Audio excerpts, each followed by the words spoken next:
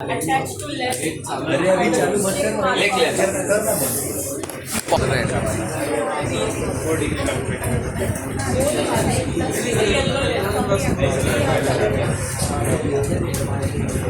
Bright वाला yellow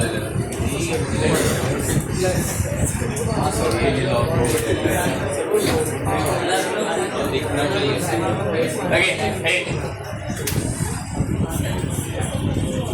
दिख रहा है? नहीं, आधा दिख रहा है। अच्छा येलो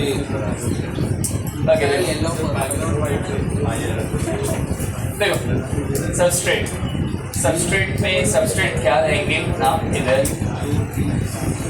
अल्कीन एंड अल्काइंस।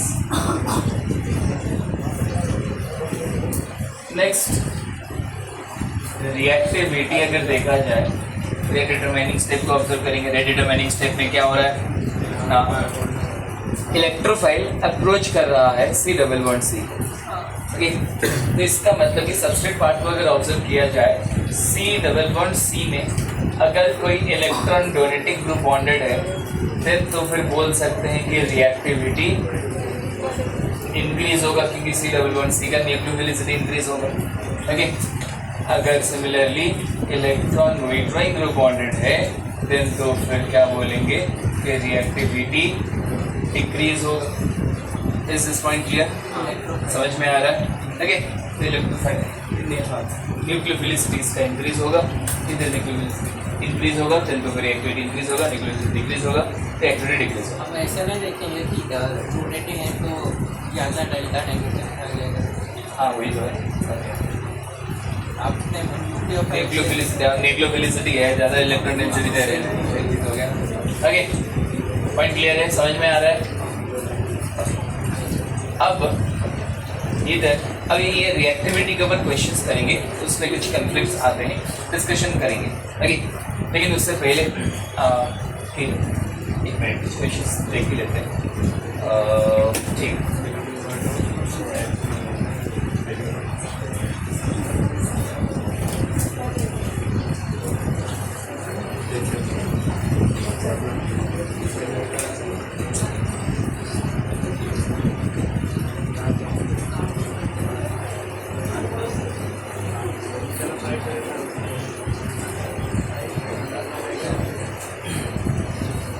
बताओ।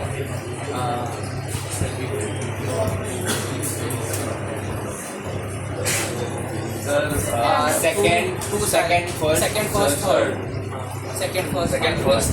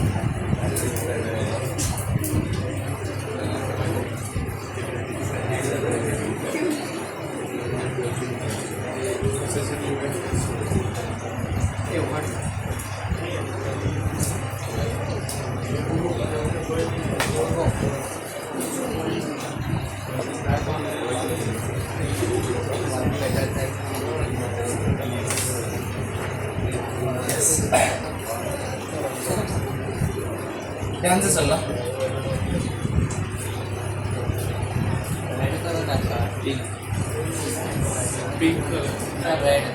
ओके, देखो आई होप कि क्या कंफ्लिक्ट है आपको दिख रहा हो।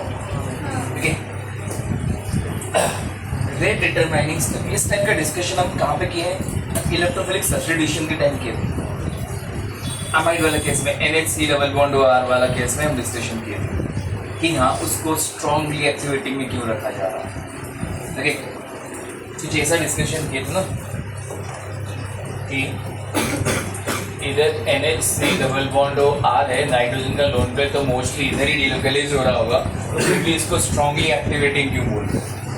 ओके, क्योंकि बात ये कि ये रेट डिटरमाइनिंग स्टेप का कंपैरिजन कुछ इस तरह से हो सकता है कि दो तरीके से किया जा सकता है। एक हो सकता है कि इसका न्यूक्लियोफिलिसिटी, और एक हो सकता है कि कार्बोकैटायन का स्तर। समझ में आ रहा है? न्यूक्लियोफिलिसिटी ज़्यादा है किसका, C11C का, या फिर जो कार्बोकैटायन फॉर्म हो रहा है वो स्टेबलाइज ज़्यादा है। ओके, मतलब कि अप टू सम एक्सटेंट जब मैं इधर लिख रहा था इलेक्ट्रॉन डोनेटिंग ग्रुप, उस पॉइंट को लेके उतना ज़्यादा कंफ्यूजन नहीं आ रहा था, क्योंकि ऑफ कोर्स अगर C11C में डोनेटिंग ग्रुप बॉन्डेड है देन उसका न्यूक्लियोफिलिसिटी बढ़ रहा है। समझ में आ रहा है? कार्बोकैटायन बनेगा देन डोनेटिंग ग्रुप तो स्टेबलाइज ही करेगा ना। समझ में आ रहा है? तो इसलिए ऐसे रूल लिखते टाइम ना वैसे भी ज़्यादा कंफ्यूजन करके दिख नहीं रहा है। ओके, लेकिन जब क्वेश्चंस कर रहे हैं तब आपको दिख रहा है डिफरेंस, एंड आपको ये कंफ्यूजन हो रहा है कि किसको प्रायोरिटाइज करेंगे, कि कार्बोकैटायन के स्टेबिलिटी को प्रायोरिटाइज करेंगे या फिर C11C का जो न्यूक्लियोफिलिसिटी है उसको स्टेबलाइज करें, उसको प्रायोरिटी में रखेंगे। समझ में आ रहा है? ओके, तो इधर वैसे तो दोनों चीज़ जो है एक ही स्टेप का ही पार्ट, एक ही स्टेप है, कोई अलग स्टेप तो है नहीं। ओके, दोनों चीज़ क्या होते हैं, दोनों चीज़ अफेक्ट करते हैं। ओके, अब थोड़ा सा ऑब्जर्व करना पड़ेगा कि दोनों पार्ट में कितना डिफरेंसेस है, क्या डिफरेंसेस है, कितना डिफरेंसेस है। ओके, काइंड ऑफ इस पॉइंट को ऐसे समझ कर रखो कि दोनों इक्वली अफेक्ट करते हैं, दोनों पॉइंट्स। मतलब कि कार्बोकैटायन स्टेबिलिटी जितना इंपॉर्टेंट है, इधर C11C का न्यूक्लियोफिलिसिटी उतना ही इंपॉर्टेंट है। समझ में आ रहा है? ओके, कोई अगर कार्बोकैटायन स्टेबिलिटी में जो डिफरेंस आ रहा है बहुत ज़्यादा डिफरेंस आ रहा है, देन तो फिर इधर न्यूक्लियोफिलिसिटी में बहुत ज़्यादा डिफरेंस नहीं है दोनों में, देन तो फिर न्यूक्लियोफिलिसिटी पार्ट को इग्नोर करते हुए हम कार्बोकैटायन स्टेबिलिटी को प्रायोरिटी कंसिडर कर लेंगे। अगर ऐसा हो रहा है कि नहीं, कार्बोकैटायन के स्टेबिलिटी में बहुत ज़्यादा डिफरेंस नहीं है, लेकिन C11C का न्यूक्लियोफिलिसिटी में एक सिग्निफिकेंट डिफरेंस, अच्छा खासा डिफरेंस क्रिएट हो जा रहा है, देन तो फिर न्यूक्लियोफिलिसिटी को प्रायोरिटी दे देंगे, कार्बोकैटायन की स्टेबिलिटी बढ़ेगी। पॉइंट क्लियर है? एंड ये चीज़ आपको क्लियरली दिख जाएगा। ओके, तो इधर देखो, इस क्वेश्चन की बात किया जाए, पहले क्या देखें, कार्बोकैटायन स्टेबिलिटी या न्यूक्लियोफिलिसिटी? न्यूक्लियोफिलिसिटी पहले देखें, क्योंकि वही वाला पार्ट लिखे। न्यूक्लियोफिलिसिटी अगर देखा जाए तो क्या लग रहा है, 2 greater than 1 greater than 3, यही आ रहा है ना? समझ में आ रहा है? ओके, इधर ऑब्जर्व करोगे C11C के साथ 4 अल्काइल ग्रुप है, 4 हाइपर कंजुगेशन के साथ, मतलब 12 हाइपर कंजुगेशन के थ्रू C11C को इलेक्ट्रॉन डेंसिटी मिल रहा है। समझ में आ रहा है? ओके, देन ऑफ कोर्स इधर 2 वाला पहले आ जाएगा, 1 बाद में, 3 बाद में, इसके बाद। लेकिन अगर कार्बोकैटायन स्टेबिलिटी कंसीडर किया जाए फर्स्ट केस में, नहीं सेम नहीं, फर्स्ट केस में इधर ये कार्बोकैटायन बनेगा, सेकेंड केस में इधर कार्बोकैटायन बनेगा, थर्ड केस में इधर ये कार्बोकैटायन बनेगा। अब ऑब्जर्व करो, स्टेबिलिटी सेम तो नहीं है। ओके, तो अब क्या लग रहा है कि 1 greater than 2 greater than, इसका स्टेबिलिटी ऑर्डर तो 1 greater than 2 greater than 3 है ना, तो होना क्या चाहिए, 1 to 3 होना चाहिए कार्बोकैटायन स्टेबिलिटी में। ओके, हाँ, यस, बट 1 and 2 में ऑब्जर्व करो, इधर 1 greater than 2 greater than 3, तो कहीं ना कहीं इधर आप ऑब्जर्व कर पा रहे होगे कार्बोकैटायन स्टेबिलिटी देखो, या फिर C11C का न्यूक्लियोफिलिसिटी कंसीडर करो, दोनों केस में 3 तो लास्ट ही है। वेरिएशन क्या आ रहा है, 1 and 2 में। अब कंपैरिजन कर लो कि कहाँ पे कितना ज़्यादा वेरिएशन आ रहा है। ओके, तो इधर ऑब्जर्व करो कि अगर कार्बोकैटायन स्टेबिलिटी में डिफरेंस देखा जाए, 1 अल्फा हाइड्रोजन का डिफरेंस हो रहा है। समझ में आ रहा है? एंड C11C का न्यूक्लियोफिलिसिटी कंपैरिजन किया जाए, 3 हाइपर कंजुगेशन का डिफरेंस आ रहा है। समझ में आ रहा है? अब बताओ कि कौन सा डोमिनेटिंग पॉइंट रहेगा, nucleophilicity of C11C dominating point रहेगा। इसलिए करेक्ट आंसर कौन सा हो जाएगा, 2, 1, 3 करेक्ट आंसर हो जाएगा।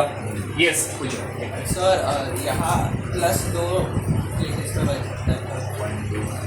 सेकेंड केस आगे, अरे जो स्टेबल है उसको कंसीडर करेंगे, वही ज़्यादा अमाउंट में बनेगा तो वही डिटरमाइनिंग स्टेप में उसी को कंसीडर करेंगे। दोनों सेम, क्या हुआ, सेकेंड वाले में दोनों पोजीशन पे बनाया सेम टर्म। हाँ, तो भाई कोई एक बना के देखेंगे ना, वो अप्रोच H प्लस ना एक ही तरफ कर रहा होगा, most of the substrate healing है जहाँ पे कार्बोकेटाइन स्टेबलाइज है। क्योंकि काइंड ऑफ इसको इस तरह से समझ पा रहे होगे। देखो कैसा है कि C डबल बॉन्ड C है, इधर मान लो कि CH3 है, H प्लस यहाँ तक पहुँचा है, बीच में पहुँचा है। ओके, ऐसा नहीं कि H प्लस जो है इधर इस कोने से करेगा। ओके, अट्रैक्शन तो इस पाई इलेक्ट्रॉन क्लाउड से ही है। तो H प्लस जब इधर अप्रोच होगा तो कहीं ना कहीं ये वाला बॉन्ड वीक हो चुका है, अब तक अप्रोच किया नहीं है, बट ये वाला बॉन्ड वीक हो जाएगा क्योंकि इधर कार्बोकेटाइन ज्यादा स्टेबल है। तो करेगा तो यही करेगा। वो माइनर में बहुत माइनर होता है, वो माइनर में बन भी जाए ना इधर, देन रीअरेंज तो हो ही जाएगा ना। अगर में आ रहा है अरे, तो इसीलिए वो कंसिडर नहीं होता है।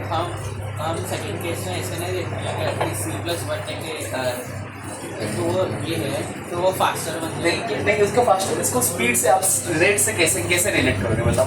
दोनों पॉसिबिलिटी है तो दोनों तो इसलिए इसका फास्ट हो जाएगा, वो तो है नहीं। इसीलिए इसी टाइप का गलती के लिए SN1 के टाइम भी हम किए थे। क्या किए थे?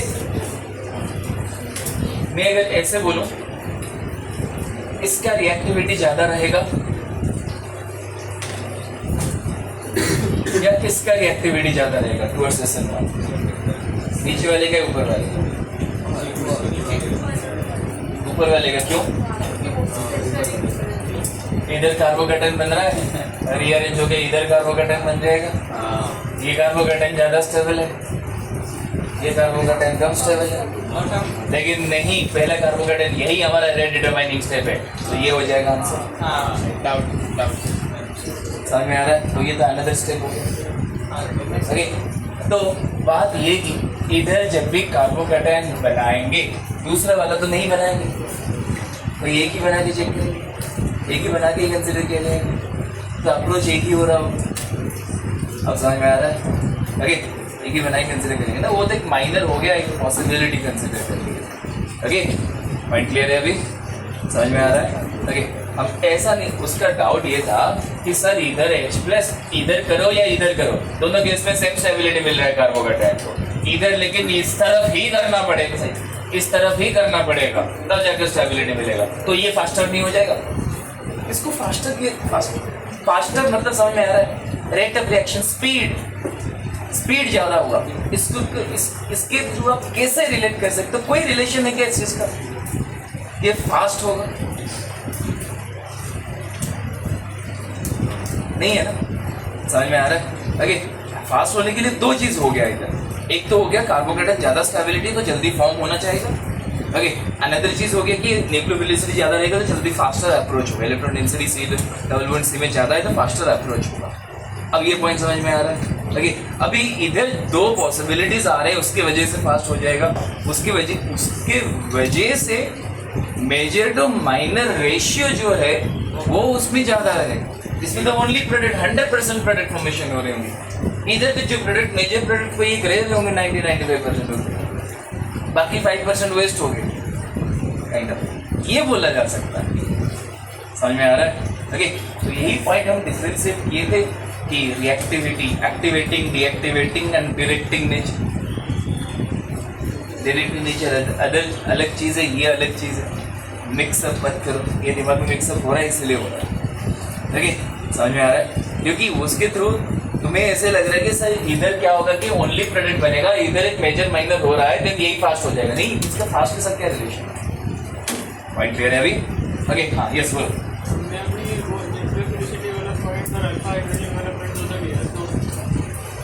उसको अभी कंपेयर किया कि 3 अल्फा हाइड्रोजन है, 3 हाइपर बेनिफिशियल स्ट्रक्चर और 1 अल्फा हाइड्रोजन है, तो हमने इजीली कंपेयर कर दिया। थोड़ा मैंने क्वांटिटीज को थोड़ा कॉम्प्लिकेट कर दिया, तो कंपेयर तो कॉम्प्लिकेट कर लिए देन तो फिर कंपैरिजन करना डिफिकल्ट हो जाएगा। तो वो डिफिकल्टी तो हो सकता है, तो इतना हाँ समझ में तो आ रहा होगा कि इधर तो ऐसा केस भी बन सकता है, ऐसा मैं भी ऐसा केस बन सकता है।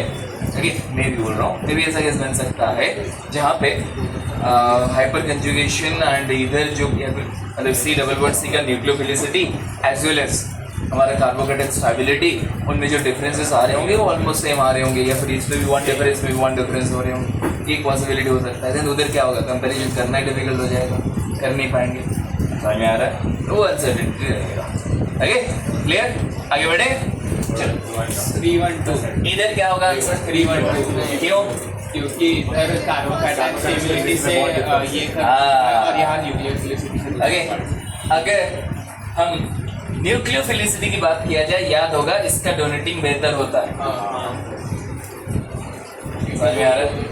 ओके इधर याद आ रहा है ये डायरेक्शनल। ओके समझ में आ रहा है? तो फिर इधर डोनेटिंग बेटर रहता है, इधर डोनेटिंग थोड़ा सा कम रहता है, इधर तो और कम रहता है। इधर उसके थ्रू भी कंसिडर करेंगे तो भी वही आंसर आ रहा है।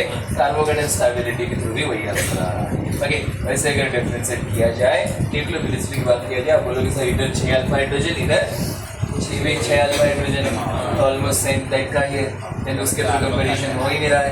Carbocation stability important role play करेगा। कार्बोकैटायन स्टेबिलिटी अगर देखा जाए तो 3 ग्रेटर देन 1 आ रहा है, 2 तो एनीवे लास्ट होगा। ओके पॉइंट क्लियर है? जो आपने न्यूक्लियोफिलिसिटी कंपेरिजन नहीं करेंगे क्योंकि न्यूक्लियोफिलिसिटी में कुछ बड़ा डिफरेंस नहीं है। इधर C11C को 6 अल्फा हाइड्रोजन, इधर C11C को 6 अल्फा हाइड्रोजन। पर न्यूक्लियोफिलिसिटी कंपेरिजन कर भी लिया जाए तो भी आंसर 312 आ रहा है। ओके ये जो आपने दोनों साइड को डोनेटिंग हुआ वो आपने वो हाइपर कंजुगेशन के वक्त ऑर्डर दी थी, वो उधर से किया ना आपने। यस यस ओके क्लियर है? तो रिएक्टिविटी वाला पॉइंट समझ में आ गया? कोई डाउट? एक एग्जांपल दोगे वो ओके इलेक्ट्रोफाइल वो तो मैंने बताया ना, पावर एनर्जी की 8 दे दिया। कंडीशन पे हाँ कंडीशन डिपेंडेंट है, कंडीशन पे कभी कभी फॉलो हो जाएगा। ओके उसको तो मैं एज ए रूल लिखने ही वाला हूँ, अपने रूल थोड़ा सा मॉडिफाई करते हैं। ओके समझ में आ रहा है? हाँ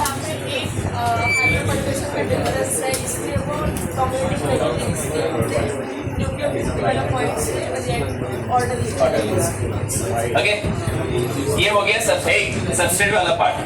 नेक्स्ट आता है रिएजेंट्स।